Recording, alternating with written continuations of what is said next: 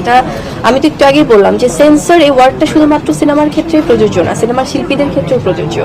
যে তারা যখন কোনো কথা বলছে সেটা কতটুকু শৈল্পিক শোনাচ্ছে, যখন কোনো স্ট্যাটাস দিচ্ছে তা কতটুকু শৈল্পিক বা কতটা আসলে আছে না যে নৈপুণ্য থাকছে বা কতটা সুন্দর দেখাচ্ছে, এই বিষয়গুলো থাকাটা খুবই জরুরি। সর্বোপরি আসলে আজকে আপনারা মানে এই বিষয়গুলো আমাদের হয় কি, আমরা যেহেতু একটু মিডিয়া রিলেটেড ক্যামেরার সামনে আমরা কাজ করি, সেক্ষেত্রে হয়তো বা আমাদের অনেক ব্যক্তি বিষয়গুলো দর্শক জানতে চায়, কিন্তু এটা আমাদের লিমিটেশনসে থাকতে হবে যে আমরা কতটুকু কি জানাচ্ছি বা কী করছি। তো এটা আমার মনে হয় যে আজকে যেহেতু আমরা সিনেমার এই যে আজকে এখন আমরা সিনেমার একটা প্রেস মিটে আছি, তো এখানে আমরা সিনেমা রিলেটেড প্রশ্ন বা সিনেমা রিলেটেড কথা বললেই কিন্তু এটাই যাবে বাইরে।